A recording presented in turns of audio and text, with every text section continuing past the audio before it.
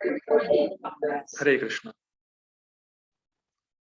पढ़ते हैं 31वां श्लोक दूसरे अध्याय का from Bhagavad Gita as it is. स्वधर्मम अपि चावेक्ष्य नाविकम्पितुमर्हसि धर्म्याधियुधा श्रेयो अन्यक्षत्रियस्य न विद्यते। स्वधर्मम् अपि चावेक्ष्य नाविकम्पितुमर्हसि धर्म्याधियुधा श्रेयो अन्यत्क्षत्रियस्य न विद्यते। तो हम लोगों ने कल देखा था, कल हम लोग की एंडिंग परपोर्ट में ऐसी हुई थी, फिर भी युद्ध के समय हिंसा का निषेध नहीं किया जाता क्योंकि तब इसकी आवश्यकता रहती है। ऐसी आवश्यकता को भगवान के आगे के आधार पर उचित ठहराया जा सकता है, स्वेच्छा से नहीं। मतलब अगर धर्म युद्ध में युद्ध कर रहे हैं तो वो हिंसा नहीं है। अब इसी को भगवान 31-32वें श्लोक में एलोबरेट करेंगे।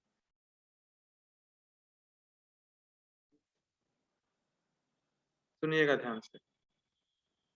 भगवान अब स्वधर्म को स्थापित करेंगे। बहुत सूक्ष्म पॉइंट है, मैं इसलिए बहुत धीरे धीरे जाऊंगा। अब भगवान स्वधर्म को स्थापित करेंगे कि स्वधर्म त्यागना नहीं चाहिए, स्वधर्म करना ही चाहिए। बड़ा सूक्ष्म पॉइंट है। सनिष्ठ भक्त आप लोगों को पता है, मैं जान रहा हूं कि सनिष्ठ भक्त लोगों आप लोगों को सब पता है। एक बार फिर भी पूछ लेते हैं, सनिष्ठ भक्त क्या होता है? वर्णाश्रम फॉलो करने वाला। ठीक, जिसकी श्रद्धा वर्णाश्रम पे है। तो भगवान यहाँ पे सनिष्ठ भक्त के रूप में अर्जुन को देख के ये कहेंगे कि देखो तुम स्वधर्म करो। यहाँ भगवान स्वधर्म की स्थापना करेंगे इस श्लोक इस 31वें 32वें में, और ये बताएंगे। देखिए, स्वधर्म जो सनिष्ठ भक्त होता है उससे कहा जाता है कि तुम स्वधर्म करो निष्काम भावना से। लेकिन प्रायः वेदों में चीजें ऐसी लिखी हैं कि अगर आप ये करते हैं तो ये मिलेगा। जैसे अगर क्षत्रिय युद्ध में मरता है तो स्वर्ग जाएगा। तो युद्ध में मरना भी एक तरीके का त्याग है और उससे वो स्वर्ग प्राप्त करेगा। तो कहीं ना कहीं कुछ भौतिक इच्छा है उसकी, लेकिन अगर वो स्वधर्म को निष्काम भावना से करता है तो वो उससे श्रेष्ठ है जिसकी भौतिक इच्छाएं हैं। क्लियर हो रहा है? तो भगवान यहाँ कहेंगे कि भगवान कहना चाह रहे हैं कि अर्जुन तुम स्वधर्म का पालन करो निष्काम भावना से, ये तुम्हारी साधना है। इससे तुम आत्मज्ञान की तरफ बढ़ोगे और आत्मा की अनुभूति होगी जो मैंने अभी तुम्हें बताया 11 से 30 में। लेकिन अगर तुम स्वधर्म भौतिक इच्छा से भी करते हो तो भी स्वर्ग मिलेगा। मैं फिर रिपीट करता हूं, स्वधर्म निष्काम भावना से करना ये तुम्हारा साधन है सनिष्ठ भक्तों का। स्वधर्म को त्यागना तो बिल्कुल ही नहीं है। स्वधर्म को निष्काम भावना से करोगे तो आत्मा की उन्नति होगी, आत्मज्ञान की तरफ बढ़ोगे। लेकिन अगर तुम स्वधर्म भौतिक इच्छा से भी करते हो तो भी स्वर्ग मिलेगा। तो यहाँ भगवान इसीलिए स्वधर्म की स्थापना कर रहे हैं कि स्वधर्म को तो त्यागना ही नहीं है।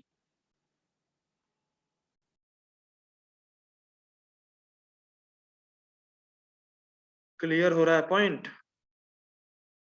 ठीक, जैसे हम लोग आगे बढ़ेंगे इसलिए कोई दिक्कत नहीं आएगी।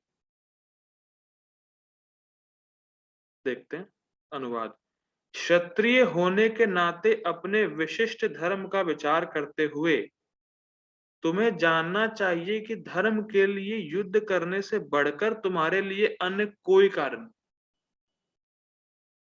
क्योंकि सनिष्ठ भक्तों का साधन है स्वधर्म पालन करना, लेकिन ये हाईएस्ट नहीं है।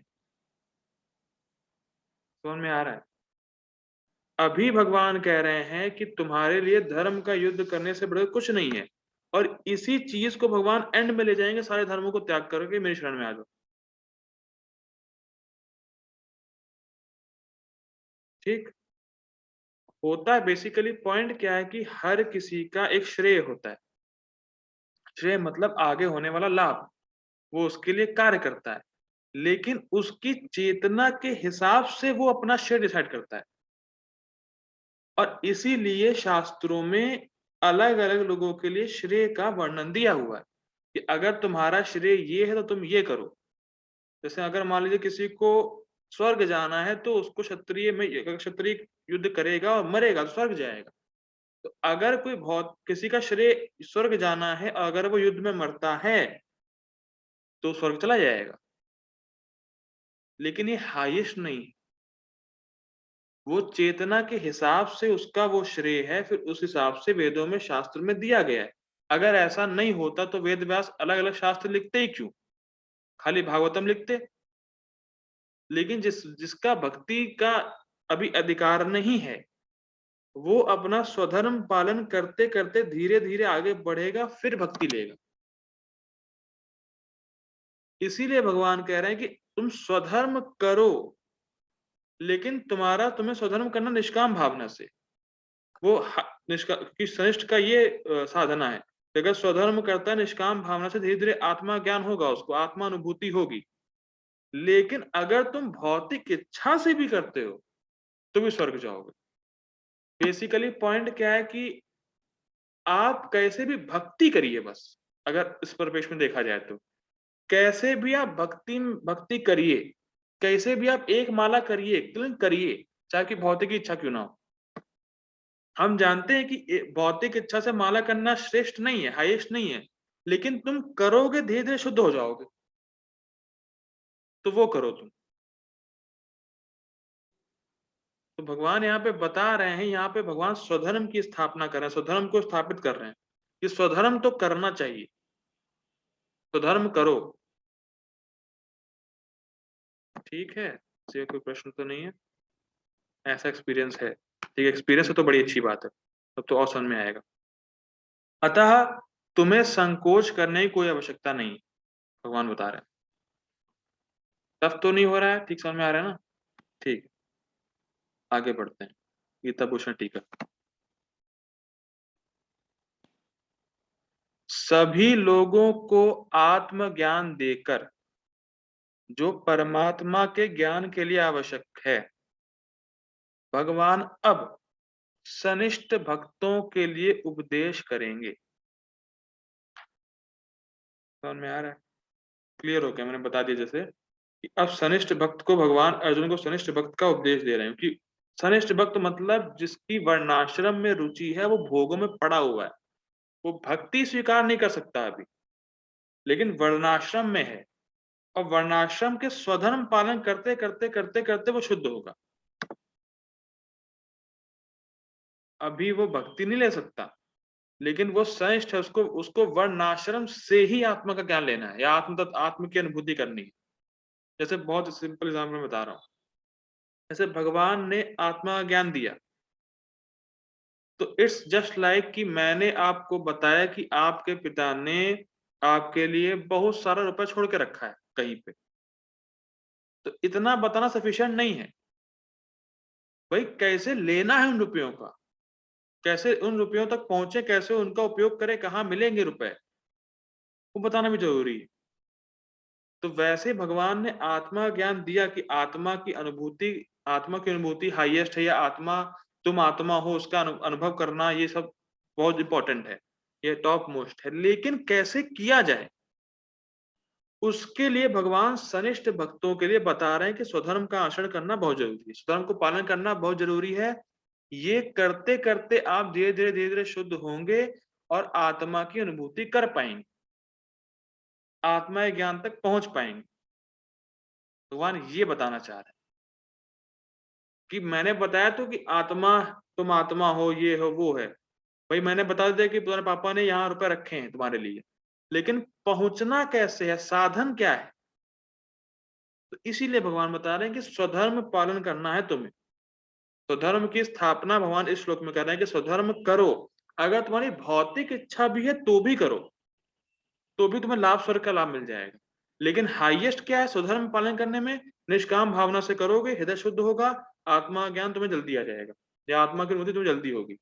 लेकिन अगर तुम्हारी भौतिक इच्छा भी है तो भी करो धर्म का, तो भी वो फल देगा, आगे तुम्हें स्वर्ग प्राप्त हो जाएगा। ठीक है, क्लियर हो रहा है ना? ठीक है।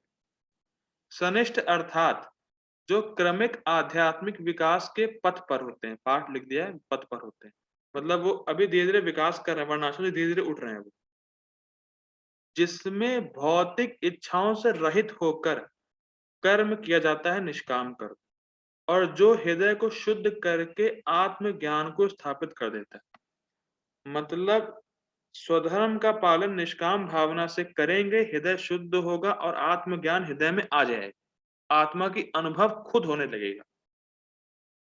ये स्वधर्म पालन करना है। जो वर्णाश्रम, जो सनिष्ठ भक्त हैं, जो प्रोग्रेस धीरे धीरे कर रहे हैं, जो भक्ति तुरंत स्वीकार नहीं कर सकते, उनके लिए, जैसे मैंने बताया कि हर किसी का श्रेय उसकी चेतना के हिसाब से होता है और शास्त्रों में उसकी चेतना के हिसाब से ही उपदेश दिए रहते हैं।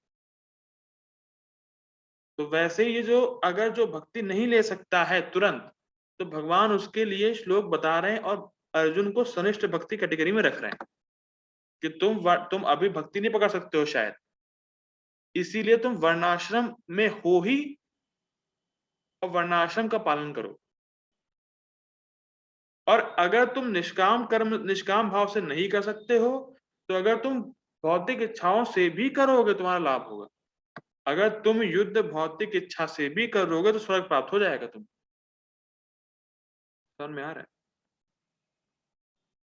इस आत्मज्ञान में निष्काम कर्म के द्वारा स्थित होने के प्रति निष्ठा उत्पन्न करने के लिए भगवान इन पहले 2 श्लोकों को कह रहे हैं, जिसमें सकाम कर्मों के संपादन से किस प्रकार भौतिक फल मिलते हैं इसका वर्णन है। बहुत सूक्ष्म पॉइंट है, समझिए ध्यान से। सनिष्ठ भक्त का साधन क्या है? स्वधर्म पालन करना निष्काम भावना से। लेकिन यहाँ पे भगवान स्वधर्म की पोटेंसी को स्थापित कर रहे हैं कि स्वधर्म अगर तुम निष्काम भावना से करोगे तो आत्मा का ज्ञान हो जाएगा, आत्मा की अनुभूति हो जाएगी। लेकिन अगर तुम भौतिक इच्छा से भी करोगे स्वर्ग मिलेगा। तो स्वधर्म में इतनी पोटेंसी है कि चाहे तुम भौतिक इच्छा से करो तो भी श्रेय मिलेगा तुम्हें, स्वर्ग। और अगर निष्काम भावना से करोगे तो आत्मज्ञान या हृदय शुद्ध हो जाएगा। तो स्वधर्म में इतनी पोटेंसी, तो इसीलिए भगवान उसकी निष्ठा स्वधर्म में ला रहे हैं, जो निष्काम भाव से किया जाएगा बाद में। समझ में आ रहा है? स्वधर्म में इतनी पोटेंसी है कि चाहे आप उसको भौतिक इच्छा से भी करें तो भी स्वर्ग मिलना ही है भाई। और अगर आप उसको निष्काम भाव से कर दो तुरंत हृदय शुद्ध हो जाएगा। तो स्वधर्म में अर्जुन की निष्ठा बढ़ा रहे हैं कि स्वधर्म तो तुम पालन करो ही, जो कि निष्काम भाव से किया जाएगा बाद में। मतलब अगर तुम स्वधर्म करते रहोगे तो निष्काम भावना अपने आप आ जाएगी तुम्हारे। लेकिन अगर तुम भौतिक इच्छा से अभी कर भी रहे हो, स्वर्ग मिल जाएगा तुम्हें, तुम्हें श्रेय की प्राप्ति होगी, स्वर्ग की। तो इसीलिए भगवान यहाँ पे स्वधर्म में निष्ठा स्थापित कर रहे हैं अर्जुन की, कि स्वधर्म करना ही है, उसको छोड़ना नहीं, युद्ध करना ही है, उसको छोड़ना नहीं।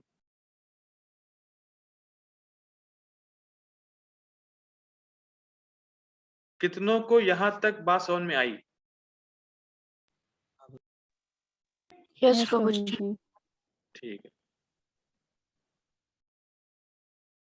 आगे बढ़ते हैं। युद्ध का कर्तव्य एक क्षत्रिय के लिए सदा ही नियत होता है। नियत होता है मतलब तुम्हें युद्ध करना ही है, कंपल्सरी या छोड़ के नहीं आ सकते तुम, तुम्हें युद्ध करना ही है। वो तुम्हारे लिए नियत है, वो तुम्हारा स्वधर्म है।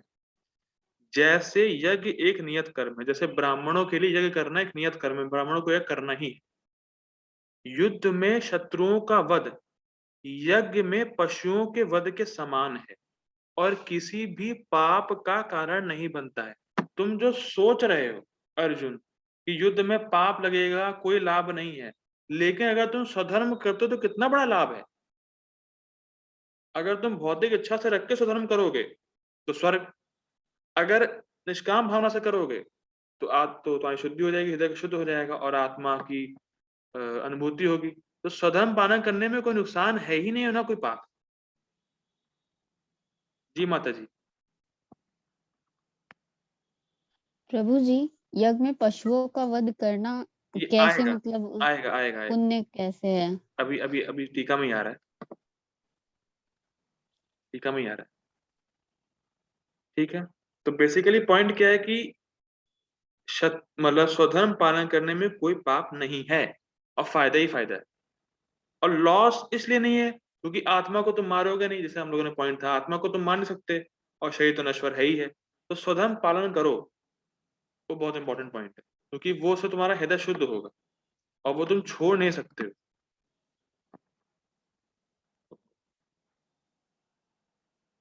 ठीक है? दोनों पक्षों में हिंसा की जाती है। दोनों पक्ष मतलब अगर युद्ध हो रहा है तो भी हिंसा हो रही है, और अगर यज्ञ में पशु की बलि दे रहे हैं तो भी हिंसा हो रही है, या पशु का वध हो रहा है तो भी हिंसा हो रही है। ठीक है? दोनों पक्षों में हिंसा की जाती है। मैं क्वेश्चन लूंगा टीका खत्म होने के बाद। दोनों पक्षों में हिंसा की जाती है, परंतु उसका उद्देश्य उन लोगों या उन शरीरों को स्वर्ग की प्राप्ति कराना है जब वह अपने हीन शरीरों और लोगों को त्याग देंगे। अगर युद्ध में क्षत्रिय कोई मरता है स्वर्ग जाता है, और अगर यज्ञ में पशु वध होता है तो वो भी स्वर्ग जाता है। जो हीन शरीर है, जो उसका पशु का शरीर है, उसको छोड़ के तुरंत वो जो है वहां पहुंच जाता है, स्वर्ग में उसको शरीर मिलता है। और जो हीन लोक मतलब जो हीन योनिया है उसको त्याग देता है। तो कितना बड़ा लाभ है। अब ये कैसे होता है इसको देखते हैं।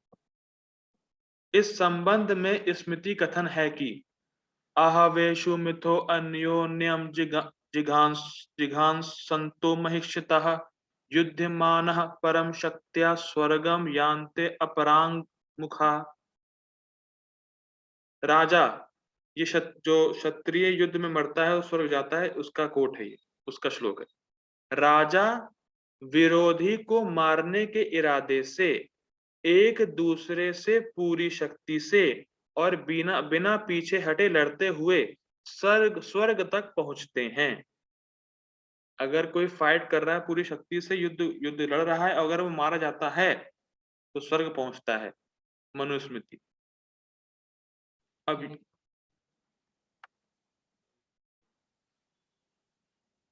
8 8 10 8 90 है शायद, बाकी मैं देख लूंगा।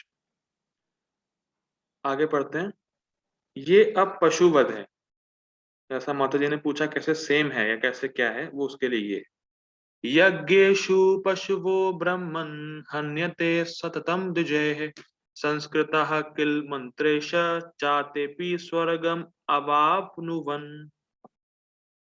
ब्राह्मणों द्वारा बलि में मारे जाने वाले जानवर मंत्रों से शुद्ध होकर स्वर्ग तक पहुंचते हैं।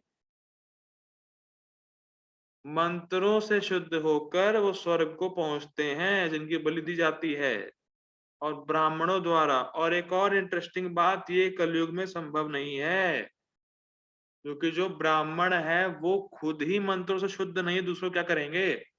वो खुद ही पान पुड़िया सिगरेट वगैरह मांसाहार करते हैं। तो ये कलयुग में पॉसिबल नहीं है। इसके पीछे एक बड़ी अच्छी कथा आती है कि एक क्षत्रिय राजा सारे ब्राह्मणों को बुलाता है और वो सोचता है कि ब्राह्मणों को पतन हो गया है। तो वो ब्राह्मणों से कहता है कि देखो, तुम्हारे कुल में अगस्त ऋषि थे, ब्राह्मण थे वो, और उन्होंने समुद्र का सारा जल पी लिया था। तो आप समुद्र का सारा जल पी लीजिए, तब मैं मानूंगा कि आप उस कैटेगरी के ब्राह्मण हैं। तो उसमें से एक ब्राह्मण बहुत चतुर था।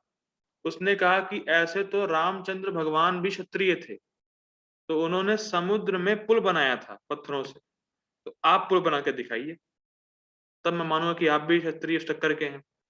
तो उसने माफी मांगी। उसने कहा कि हाँ, उसका मतलब जैसे ब्राह्मणों का पतन हुआ है वैसे क्षत्रियों का पतन हुआ।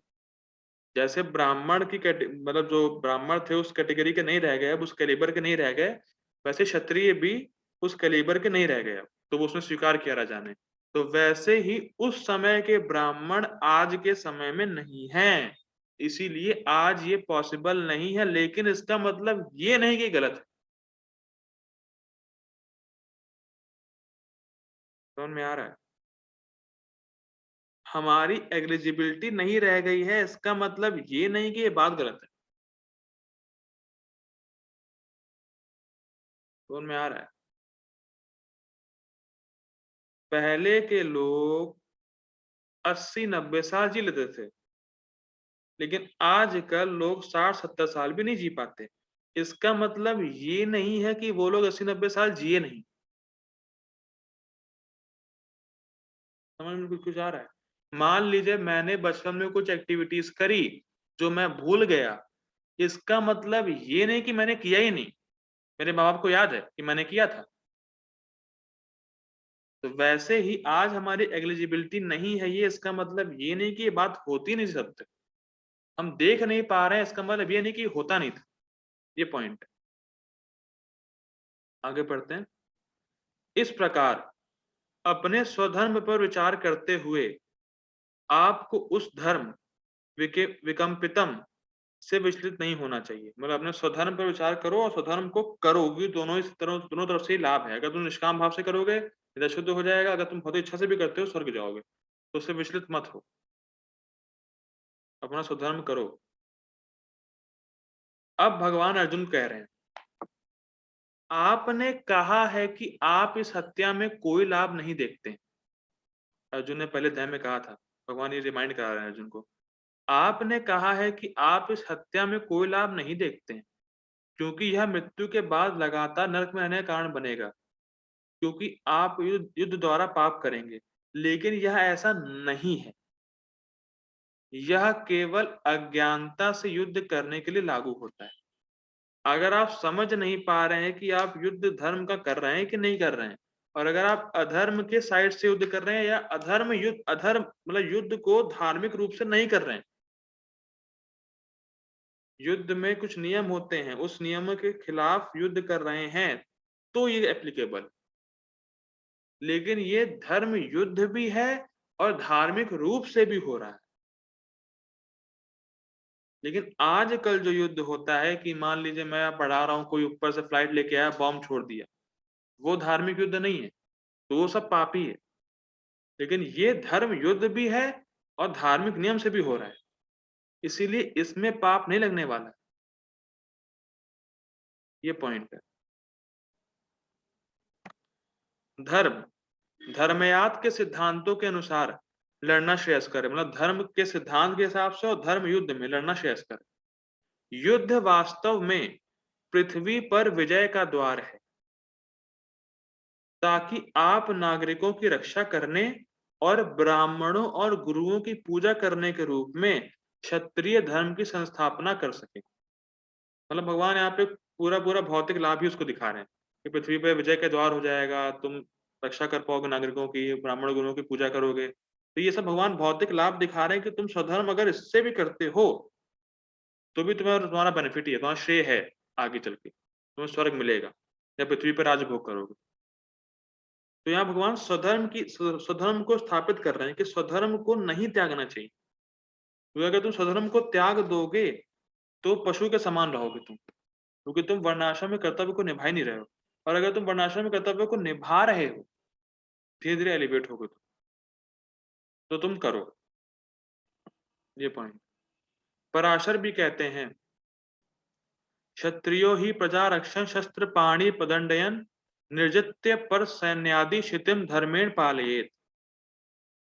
एक क्षत्रिय को हाथ में शस्त्र लेकर दंड देने के लिए, किसको दंड देने के लिए? जो अधर्मी है, जो गलत काम कर रहे हैं, जो वर्णाश्रम को ठीक से पालन नहीं कर रहे हैं। और आप ही अगर वर्णाश्रम को ठीक से पालन नहीं करेंगे तो क्या होगा? ये बहुत मेन पॉइंट। प्रजा का पालन और विपक्ष के सेना पर विजय प्राप्त कर कर पृथ्वी पर धर्म पूर्वक राज्य करने के लिए तैयार होना चाहिए एक क्षत्रिय को। पराशर स्मृति। जी फिर से रिपीट कीजिए जरा। यहाँ पे बोल रहे हैं, भगवान बता रहे हैं कि एक क्षत्रिय को अगर तुम स्वधर्म पालन नहीं करोगे तो तुम वैसे भी नीचे गिरोगे, तब नीचे गिरोगे और तुम आत्मज्ञान तक नहीं पहुंच पाओगे। तो स्वधर्म पालन तुम्हें करना ही है। अगर तुम भौतिक इच्छा से करते हो स्वर्ग जाओगे, निष्काम भावना से करते हो हृदय शुद्ध होगा, तुम्हारा आत्मज्ञान की अनुभूति होगी तुम्हें। तो स्वधर्म पालन करना ही है। स्वधर्म की भगवान स्थापना कर रहे हैं, स्वधर्म की पोटेंसी बता रहे हैं कि भैया अगर तुम स्वधर्म कैसे भी करोगे लाभ देने वाला है तो तुम उसको करो। और स्वधर्म निष्काम भावना से ही किया जाता है। लेकिन अगर तुम्हारी भौतिक इच्छा भी है तो तुम उसको कर करके शुद्ध हो जाओगे, तो तुम करो। और स्वधर्म क्या है क्षत्रिय का, वो बता रहे हैं कि एक क्षत्रिय को हाथ में शस्त्र लेकर दंड देने के लिए प्रजा का पालन और विपक्ष के सेना पर विजय प्राप्त कर पृथ्वी पर धर्म पूर्वक राज्य करने के लिए तैयार होना चाहिए। ये स्वधर्म है क्षत्रिय का, ये तुम्हें करना चाहिए। लेकिन ये भौतिक लाभ है। अगर तुम इसी चीज को निष्काम भाव से करते हो, भगवान आगे बताएंगे कैसे करना निष्काम भाव से, भगवान बताएंगे आगे। लेकिन इन दो श्लोकों में भगवान स्वधर्म की पोटेंसी बता रहे हैं कि अगर तुम स्वधर्म को भौतिक लाभ से भी करोगे तो फायदेमंद है। इसीलिए स्वधर्म में भगवान निष्ठा कर रहे हैं अर्जुन की कि तुम उसको करो। 31-32 श्लोक में भगवान भौतिक लाभ बता रहे हैं इसलिए कि स्वधर्म में अर्जुन की निष्ठा आए और फिर वो निष्काम भावना से धर्म को करे। ये मेन पॉइंट है। हम मान लीजिए किसी को चैंटिंग करने को कहें और कहें कि इससे जो तुम्हारी इच्छा है वो पूरी हो जाएगी, तो वो चैंटिंग करेगा और करते करते शुद्ध हो जाएगा, तो उसकी भौतिक इच्छा खत्म हो जाएगी। तो चैंटिंग में इतनी पावर है कि वो भौतिक इच्छा समाप्त कर सकती है और उसको शुद्ध कर सकती है। तो चैंटिंग की पोटेंसी यहाँ साबित होती है कि अगर आप चैंटिंग भौतिक इच्छा से भी करते हैं तुम्हारी आपकी इच्छा पूरी हो जाएगी। और अगर आप भौतिक इच्छा ना रख के चैंटिंग करते तो कृष्ण प्रेम प्राप्त होगा। लेकिन अगर भौतिक इच्छा से भी करते रहे, चैंटिंग करते रहे आपका हृदय शुद्ध हो जाएगा। तो यहाँ भगवान बस इसी सेम वे में स्वधर्म की स्थापना कर, स्वधर्म की पोटेंसी को स्थापित कर रहे हैं बस। कुल मिला के बात ये। परपोर्ट देखते हैं। Purport by his divine AC Bhaktivedanta Swami Srila Prabhupada की जय। अब किसी का कोई क्वेश्चन है तो आप पूछ सकते हैं। ठीक है, ठीक, खत्म हो गई हमारी। अब पहले क्वेश्चन ले लेते हैं।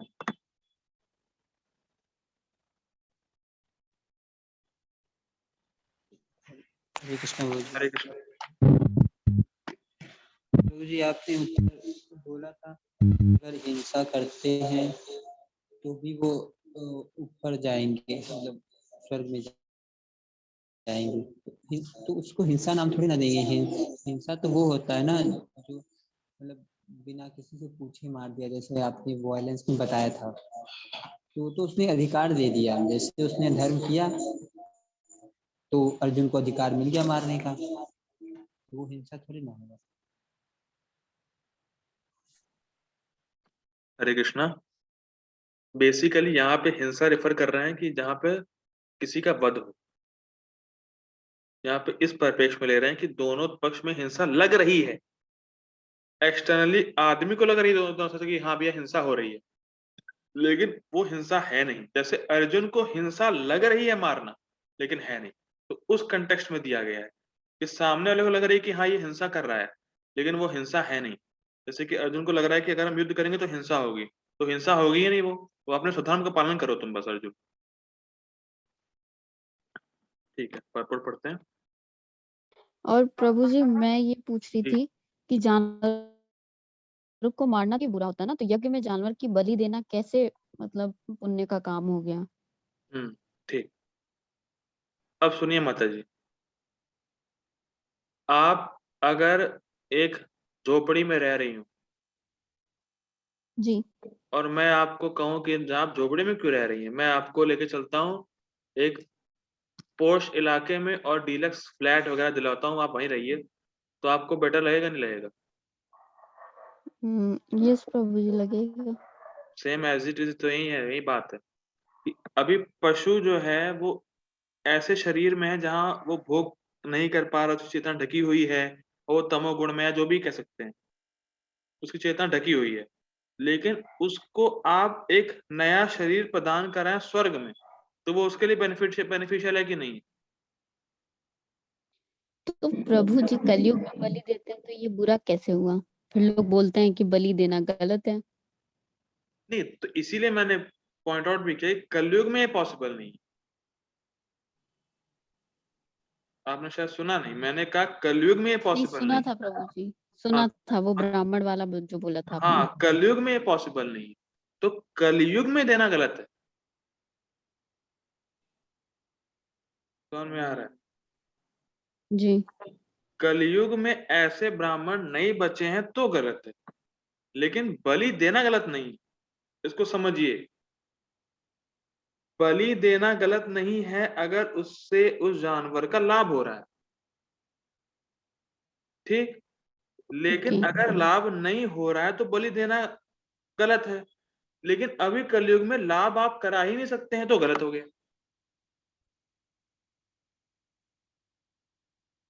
देखिए, प्रोसेस गलत नहीं है, अगर आप प्रोसेस फॉलो नहीं कर रहे हैं सही से तो गलत है, तो रिजल्ट उल्टा आएगा। समझ में आ रहा है?